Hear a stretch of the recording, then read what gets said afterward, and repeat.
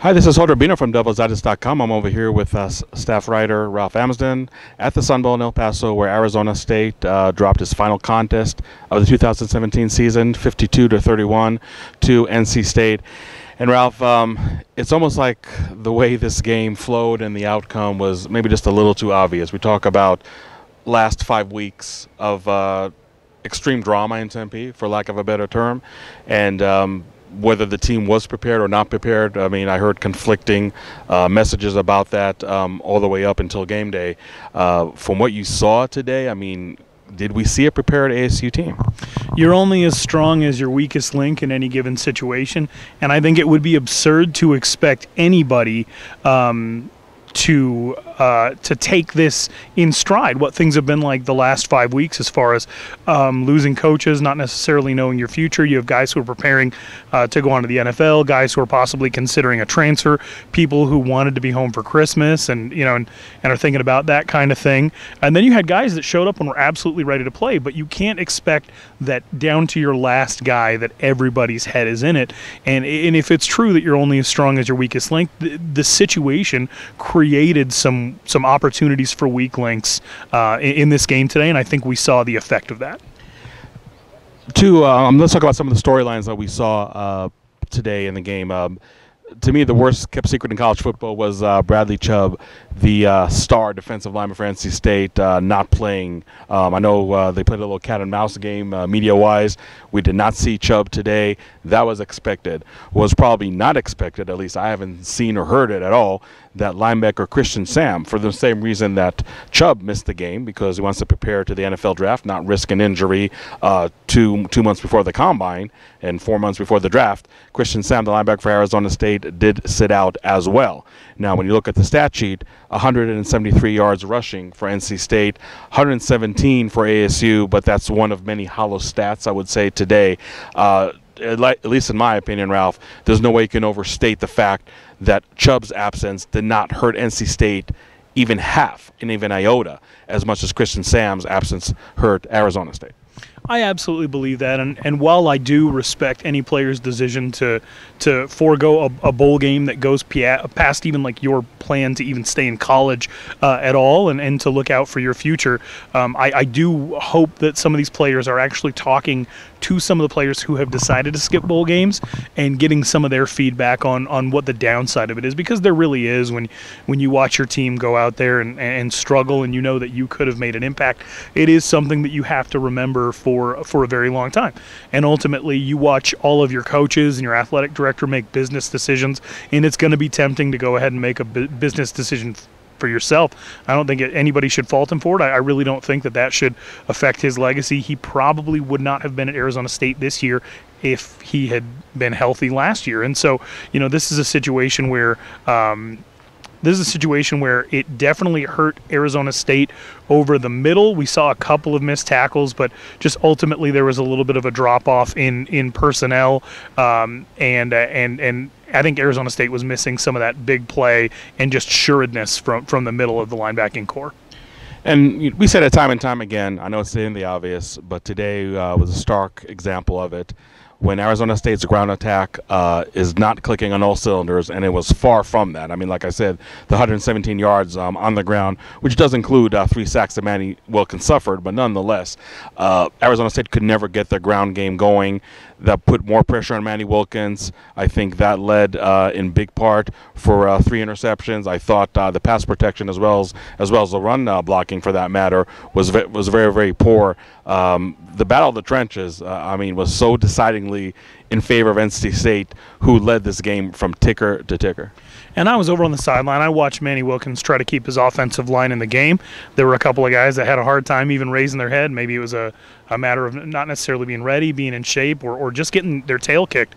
But I would definitely agree that North Carolina State's defensive line not only did a number on Arizona State's offensive line, but at the same time Arizona State didn't really allow themselves to get in any type of rhythm with their play calling, because even when you do run the ball 30 times, if you do it with 3 different backs, you're not giving any of the three running backs an opportunity to get a feel for what the defense is doing, and especially a guy like Kalen Ballage, who goes out on a whimper, and you could really describe this entire season that way. It's ultimately disappointing with his potential, and you would have maybe liked to see them in a game that essentially doesn't really mean anything, except for to get your seniors some face time. You have a guy that did elect to play in this game, and it did absolutely nothing for him. There's obviously some promising runs from Benjamin, and I think Arizona State's in good hands moving forward, but they're going to have to find a way when they do bring in these running backs that they have signed and continue with the ones that are on the roster right now, to find a more healthy rhythm and rotation to make sure that this isn't a situation where 3 years from now we're talking about Traylon Smith, Benjamin, and the guys that are coming in all dissatisfied on their way out. And one last point on the offense before I move to the defense. When we did hear a few days ago that Dave Christensen, who up until today was a non-coaching consultant, starting tomorrow, I guess, the offensive line coach for Arizona State, he's the one that actually called the plays from the coach's box to Todd Graham, who was signaling the plays. And this is after your wide receivers coach, Rob Likens, has been named offensive coordinator for about a week and a half.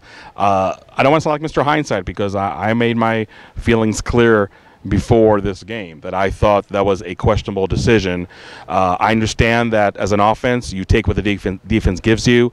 N'Keal Harry, even though he finished with 9 catches, 142 yards, 1 touchdown, another stellar game for a stellar player, N'Keal Harry was basically AWOL in this offense until deep into the second quarter. Again, you can talk about ASU taking what the defense gave them, but what did you think about the play calling and just this weird dynamic where Rob Likens is on the sideline, the offensive coordinator, not right now, but I guess starting tomorrow? There's been some curiosity there for me with Rob Likens, who essentially had his play calling duties revoked by David Beatty in his second year as offensive coordinator at Kansas, which is one of the things that prompted him to seek out a place where he could have a more fulfilling job, and ended up the wide receivers coach at Arizona State. And so I had some expectation there that he'd be ready to go with the experience that he has. Now, Dave Christensen has called offenses for Utah. He has called offenses for Texas A&M. He ran a very exciting offense at Missouri, but this is one of those things where you just get a box of parts, and I mean you can go with what you know and what you've seen all year long, or you can maybe try to put a little bit of your personality in there last minute. And obviously after the game there was some dissatisfaction with the amount of touches that the running backs got, but I think from watching that game, anybody can say that N'Keal Harry, there's absolutely nothing you could have done about him. Even some of the catches that he was making were just completely ill-advised throws, maybe not the best play call. Manny Wilkins was getting lit up, and N'Keal Harry, for the most part, maybe a save of one occasion on a bubble screen, was coming down with the ball every single time. And when you have something that works, like Manny Wilkins said, the whole game plan is to take advantage of their lesser players. Well, the opposite of that is taking advantage of your greater players. And N'Keal Harry, going into what will be his last year at Arizona State next year, if Dave Christensen and Rob Likens are kind of co-counsel on this whole situation, they got to find a way to make sure that he's a focal point every single game, and that he doesn't get disinterested or end up in a situation like with DeMario or Kalen Ballage, where we're talking about his potential at the end of another disappointing bowl loss. And just to wrap it up on the offense, I mean, what Ralph told me earlier tonight, he said, we're seeing Christian Sam right now sitting out because of the NFL draft. Fast forward 1 year from now, if Arizona State makes a bowl game, is N'Keal Harry playing that same role that Christian Sam played today? That's something definitely to ponder. When you look at the defense, we talked about a very efficient NC State offense that was averaging 449 yards per game, and today they had 491 yards, so more than their average. Ryan Finley, quarterback that a lot of you are familiar when he played at Paradise Valley High School, 24 of 29, 318 yards. Only had 1 touchdowns, but I felt that when it came to third down conversions, 10 out of 15, this was a well-oiled offensive machine, which I think Arizona State has faced very few teams this year that were as effective as this Wolfpack offense. Absolutely, and a lot of that has to do with just incredible pass blocking. Ryan Finley had time. There were a couple of throws that he actually rushed where he could have had 2 or 3 more seconds. There was just absolutely no pressure on him. Nobody was shooting the gaps. Maybe they didn't trust the linebackers they had to blitz. It was a very uncharacteristic defense to see the end of Phil Bennett and the end of Todd Graham sort of playing it safe and giving up a lot of these big third down plays. But Todd Graham, very characteristic of the Todd Graham era, he was talking about being down big and still thinking they were going to win the game, which is something we've become very accustomed to, and never really thinking that they're completely out of it. I think when North Carolina State got their final touchdown to have over 50 points, the first thing Todd Graham said with less than 2 minutes left is, "All right, let's go score." And North Carolina State's offense, I won't say they had their way with Arizona State, but at the same time, all it takes is time, and Manny Wilkins had to be watching Ryan Finley out there and experiencing a little bit of jealousy, because for probably the 5th or 6th time in the Manny Wilkins era of having him as the quarterback at Arizona State, after the game we're seeing him limp around in a lot of pain. He took a lot of shots today.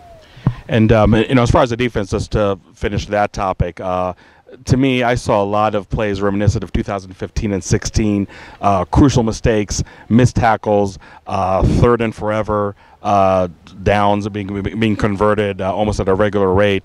That definitely had to be frustrating for this ASU defense, who I felt made a lot of strides this year, and today was definitely a step in the wrong direction. So to wrap up our post-game analysis over here, Ralph, where does this team go from here on out, now that the Herm Edwards era has officially began?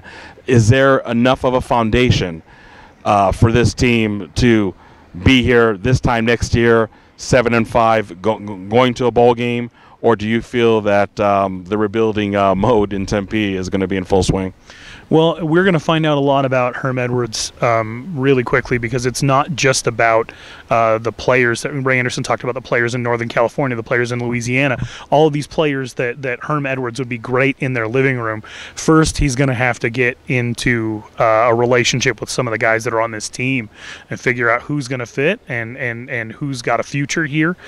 Even junior colleges sit their players down and say, "I think you're going to play next year, or I think you're not going to play next year." He needs to have his evaluator hat on, trust his assistants, but ultimately trust his gut, and be honest with some of these guys. You have 5 scholarship quarterbacks, no seniors, 3 that are graduated, and give them the opportunity to move on if they need to move on. He needs to have a talk with his running backs and let them know what he sees that looking like. His offensive line, he needs to know. He needs to let them know what he was satisfied with and what he wants to see moving forward. He needs to talk to the tight ends about whether they're happy with their role and not being involved in the offense outside of really blocking. He needs to figure out what to use a guy like Tyler Johnson for. And then defensively, this is a situation where there are a lot of positives moving forward, and I feel like it's really hard to say that a team that struggled defensively for the last 3 years is reloading, but you do have a lot of upperclassmen who are going to step in for some of the guys that they're losing. You got to make sure that they're prepared and that they trust you, because we still need to know who some of these position coaches are and everything like that. So I think that if Herm Edwards is who Ray Anderson says that he is, then he'll win this team over. And if it will be a scary time to be an Arizona State fan if nevertheless the recruits don't come, but if you see a lot of defections from this Arizona State team that they're not really able to replenish. Okay, Ralph, thank you very much. So 5 years ago, Todd Graham won his first bowl game at Arizona State, finished with an 8-5 record. Maybe you could call it poetic justice if it did happen today in El Paso. Unfortunately for Arizona State and Todd Graham, it did not happen. The Sun Devils finished the 2017 season with a mark of 7-6. And as we said, it's on to the Herm Edwards era, an era that's going to be interesting if nothing else. For Ralph Amazon, this is Hod Rubino, and for our trusty photographer, Brad Denny, who has helped us immensely every road game, signing off here from El Paso in the Sun Bowl.